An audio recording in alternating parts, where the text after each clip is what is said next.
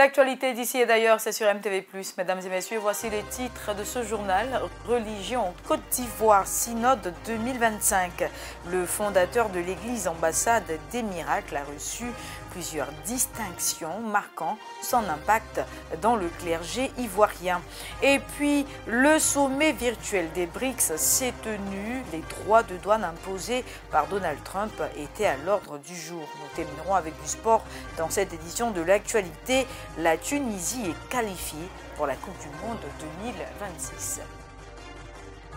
Bonsoir à tous et bienvenue. Nous débutons avec la religion en Côte d'Ivoire. Le synode de la médiature évangélique a tenu la deuxième édition des Awards évangéliques le vendredi 29 août 2025 au siège de l'église protestante baptiste œuvre et mission internationale dans la commune de Yopougon. Au cours de cet événement qui fait l'unanimité au sein du clergé ivoirien, son éminence Bishop Ouattara Mohamed Idriss s'est vu décerner 3 distinctions pour l'ensemble de son œuvre. Le fondateur et président de l'église ambassade des miracles fait partie des artisans du réveil charismatique sur le sol ivoirien. Les détails avec Roquel Abier et Ulrich Lago. Vendredi 29 août 2025, le siège de l'église protestante baptiste œuvres et missions internationales à Abidjan, dans la commune de Yopougon, a abrité le synode 2025. Initié par l'évêque Dr Gba Jonathan, grand médiateur évangélique de Côte d'Ivoire, la deuxième édition du synode a rassemblé pour un double enjeu plusieurs générations de ministres de Dieu, des pionniers aux acteurs de la lutte pour la reconnaissance du culte protestant, aux porteurs du zèle de l'évangile en passant par les artisans du réveil charismatique. Tous étaient présents. Cet événement de référence, unique aussi bien sur le plan de la mobilisation que de son objet, fut décliné en 2 axes. La consécration de l'unité de l'église évangélique et protestante en Côte d'Ivoire et la distinction des éminents ministres de Dieu dont l'impact a contribué au positionnement de l'institution ecclésiastique. Après des activités scientifiques pertinentes dominées par plusieurs panels et des allocutions relevées, le révérend Dr Gba Jonathan, initiateur du synode 2025, cède le pupitre à la plus grande figure et symbole de l'unité de l'église protestante en Côte d'Ivoire, le patriarche Dion Yaye Robert. Illustre ministre délivre un cours magistral d'histoire religieuse avec en toile de fond les enjeux d'unité de l'église dans notre pays. Le second axe de ce synode 2025 est indéniablement la distinction des acteurs clés du rayonnement de l'évangile en Éburnie. Plusieurs personnalités reçoivent ainsi les honneurs de l'église. Au nombre des pionniers, le révérend docteur Dion Yaye Robert, l'apôtre des nations Bernard Mangui et le patriarche Antoine Konan, pour ne citer que ceux-là. Absent en raison d'une mission à Libreville au Gabon, il aura contribué à la réussite du synode 2025 en mettant à la disposition du comité d'organisation 3 autocars. Le mérite et l'impact positif des ministères singuliers dont est porteur l'éminent bishop Ouattara Mohamed Idriss, fondateur de l'église ambassade des miracles, sont unanimement reconnus sous le regard admiratif de son père spirituel, l'apôtre Bernard Mangui. Le prix d'honneur de l'église évangélique, le prix spécial de l'église évangélique et le grand prix du mérite évangélique. Au total, 3 distinctions réceptionnées par M. Boifo, représentant le président de l'église ambassade des miracles. Face à la caméra du jeune reporter d'image Ulrich Lago, le serviteur Boifo, entouré par les plus fidèles lieutenants du bishop Ouattara, confie ses émotions. Je suis très honoré d'avoir été choisi pour représenter notre père spirituel. Et ce que je retiens de cette cérémonie de distinction, c'est que notre père spirituel a eu 3 médailles significatives pour son travail dans l'œuvre de Dieu en Côte d'Ivoire. Et j'en suis fier, l'église ambassade des miracles doit être fière de cela. Et nous encourageons cette initiative et nous disons félicitations, félicitations encore. Et nous attendons pour célébrer cette triple distinction. Merci. Le synode 2025 a reçu une attention particulière de la présidence de la République. Présent à cette cérémonie historique pour l'Église, son Excellence M. Claude Sailly, chef de cabinet du président de la République et parrain du synode 2025, a salué l'initiative du Dr Jonathan Gba et invité l'Église à consolider la paix sociale. J'ai été invité par la médiature évangélique à l'effet de participer au 2e synode, qui est un rassemblement annuel qui permet donc à l'Église de réfléchir sur les perspectives d'avenir, faire un point du bilan de l'année et se projeter. L'année électorale nous amène à justement prier les hommes de Dieu, les entités, à l'effet que celles-ci, ces entités-là, prient et protègent la Côte d'Ivoire. Faire en sorte que la paix qui est plus glorieuse que la guerre soit ce qu'il y a à magnifier. Le révérend docteur Dion Yaye Robert, président du consistoire protestant et évangélique, aborde dans le même sens en soulignant la maturité de l'Église qui continue à travailler pour son organisation interne en vue de retrouver toute sa crédibilité. Nous nous organisons et la médiature, qui est notre mouvement de rassemblement, a organisé cet événement et tous les prélats sont là. Et évidemment, nous sommes là pour préparer aussi, pour nous préparer et encourager les gens à la paix, parce que nous sommes dans le contexte des élections. Il faut la paix, c'est notre rôle de prier pour la paix. Mais nous sommes là beaucoup plus pour participer, continuer l'organisation que nous mettons en place, la structure que nous mettons en place pour consolider, n'est-ce pas, l'unité dans le corps de Christ évangélique. Particulièrement heureux de recevoir la reconnaissance de l'institution à laquelle ils ont dédié leur existence. Les patriarches Antoine Conan et Bernard Mangui ont exprimé leur gratitude aux initiateurs et renouvelé leur engagement à poursuivre le sacerdoce royal. Je suis vraiment très heureux d'avoir reçu cette distinction parce que je pense que, et je crois, je bénis le Seigneur, c'est le temps de Dieu qui est arrivé. Depuis près de 50 ans qu'il m'avait utilisé, n'est-ce pas, depuis l'âge de 18 ans que j'ai commencé à prêcher l'évangile. Alors aujourd'hui, si j'ai une reconnaissance aux yeux de la nation, j'ai béni le Seigneur. Je suis vraiment très satisfait. Nous bénissons le Seigneur qui a permis ce moment au travers de l'évêque Jonathan Bah. C'est une initiative à encourager. Et l'Église, dans sa multiplicité, dans sa multiple dimension, s'est retrouvée. Ça fait bien d'être ensemble. Et nous recevons cette distinction avec joie. Ça nous permet de continuer à travailler pour l'unité de l'Église et pour la promotion de l'Évangile ici en Côte d'Ivoire avec persévérance. Nous croyons que Dieu a des plans meilleurs pour la Côte d'Ivoire et surtout pour l'Église en Côte d'Ivoire. Le synode de la médiature évangélique 2025 fut indéniablement une grande réussite. Vivement que les leaders chrétiens et autres acteurs de l'Église s'approprient la médiation évangélique comme outil et cadre permanent de renforcement de l'unité, comme le prescrivent les Saintes Écritures en Jean chapitre 17, verset 21. Restons encore un peu sur le territoire ivoirien. La fièvre de Lassa est une menace majeure pour la région ouest africaine, touchant chaque année des centaines de milliers de personnes.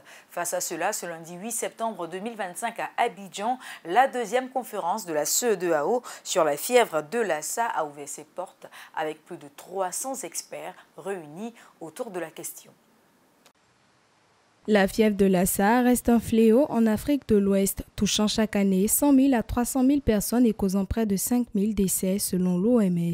Découverte en 1969 au Nigeria, cette maladie virale continue de fragiliser les systèmes de santé des pays endémiques. Face à cette menace, la deuxième conférence internationale de la CEDEAO sur la fièvre de Lassa s'est ouverte ce lundi 8 septembre à Abidjan, réunissant plus de 300 participants venus d'Afrique et d'ailleurs, sous le thème « Au-delà des frontières, renforcer la coopération régionale pour combattre la fièvre de Lassa et les maladies infectieuses émergentes afin de promouvoir la coopération, la recherche et le financement durable en santé publique. » La fièvre de Lassa est responsable de près de 300 000 infections, dont 5 000 décès.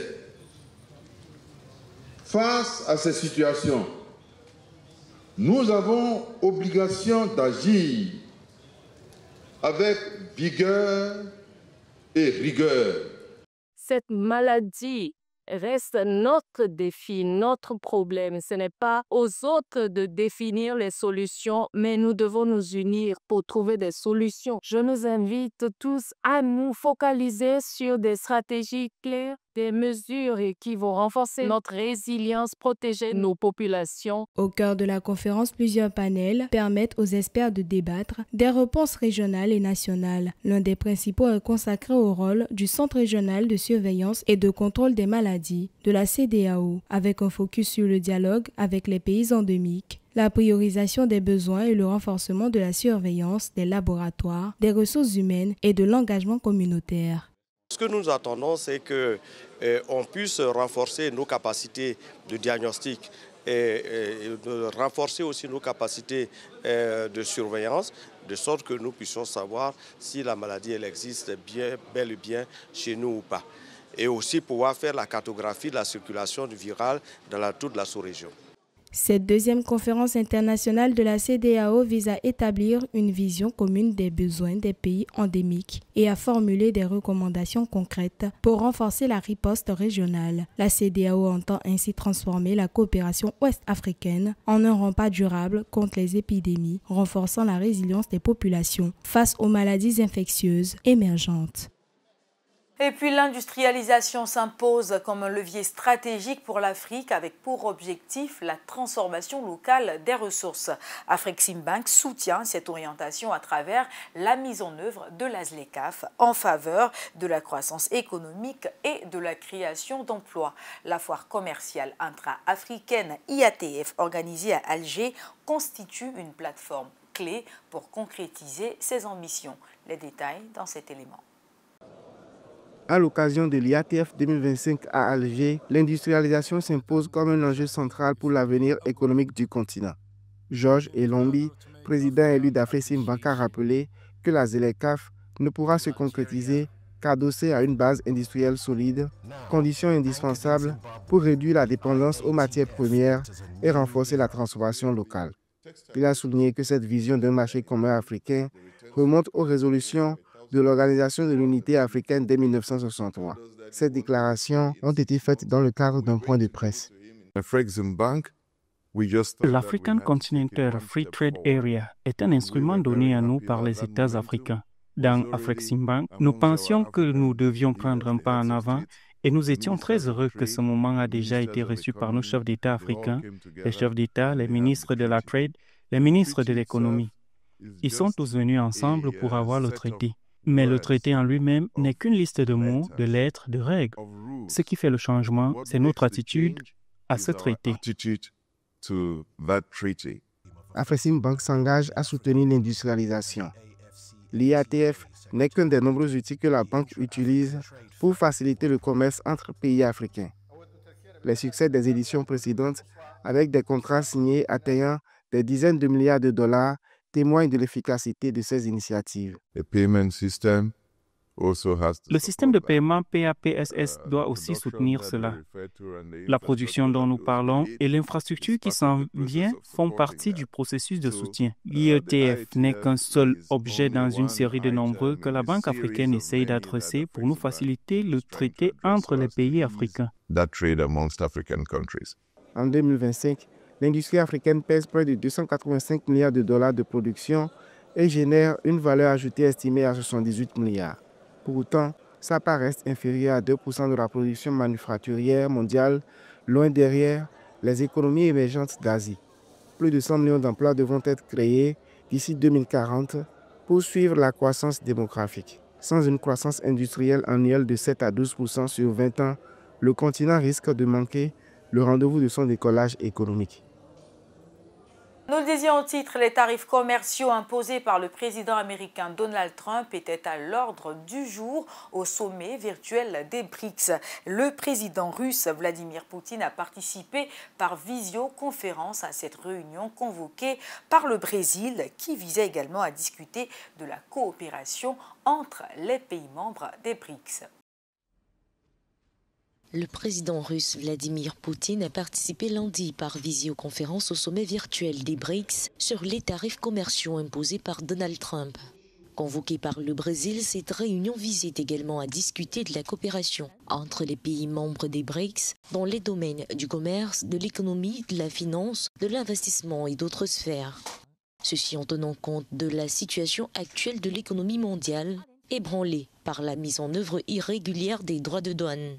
Pour le président chinois présent à cette assemblée, le multilatéralisme serait une base importante pour la paix et le développement dans le monde. Une proposition qui, selon lui, galvaniserait l'action commune et entraînerait un système de gouvernance internationale plus juste et plus équitable. De nombreuses propositions ont également été faites pour améliorer le système de gouvernance mondial. Outre les présidents russes et chinois, leurs homologues sud-africains Cyril Ramaphosa, égyptien Abdel Fattah el-Sisi, iranien Massoud Pezeshkian, indonésien Prabowo Subianto, le prince héritier d'Abu Dhabi Sheikh Khaled Ben Mohammed, ainsi que les représentants de l'Inde et de l'Éthiopie étaient présents à ce sommet virtuel présidé par Lula da Silva. Le gouvernement sud-coréen a annoncé que 300 travailleurs détenus suite à une descente des services américains d'immigration dans une usine Hyundai dans l'État de Géorgie seraient rapatriés dans leur pays. Les détails dans cet élément. La Corée du Sud va rapatrier 300 de ses ressortissants après leur arrestation lors d'une opération anti-immigration ce jeudi dans une usine Hyundai en Géorgie.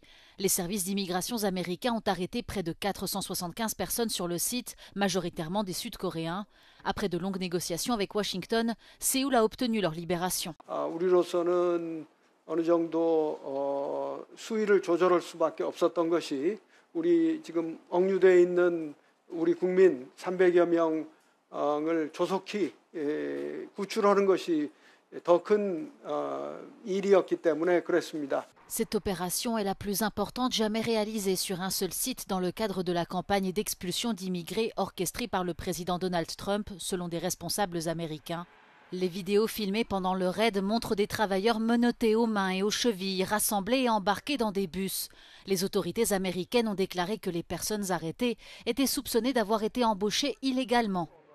Si on ne connaît pas plus de détails pour le moment, les États-Unis ont promis qu'il n'y aurait aucune poursuite criminelle contre les interpellés. Ce raid inquiète les entreprises sud-coréennes et interroge sur les 350 milliards de dollars d'investissement promis par Séoul aux États-Unis pour compenser les droits de douane américains rabaissés à 15%. Place au sport pour refermer ce journal. Hier lundi 8 septembre, au stade de Malabo, la Tunisie s'est qualifiée pour la Coupe du Monde 2026 face à la Guinée équatoriale en remportant le match sur le score de 1-0. En football, la Tunisie s'est qualifiée lundi soir pour la Coupe du Monde 2026 grâce à une victoire poussive sur la Guinée équatoriale qui jouait à domicile. 1-0, c'est le score final de la rencontre qui s'est jouée au stade de Malabo. Un but de Mohamed Ben Ali à la 4e minute du temps additionnel. La Tunisie avait besoin d'une victoire pour s'assurer une place à la compétition prévue dans un an en Amérique du Nord, à 2 journées de la fin de ses éliminatoires. Les Aigles de Carthage sont en tête du groupe H avec 22 points en 8 matchs, soit 10 points d'avance sur le deuxième, la Namibie. Ce journal vous a été préparé par l'ensemble de la rédaction, réalisé par Linda Tepi avec Junior et Dikou au cadrage. Très heureuse de vous l'avoir présenté. Je vous souhaite une excellente semaine sur MTV+, la télé qui transforme.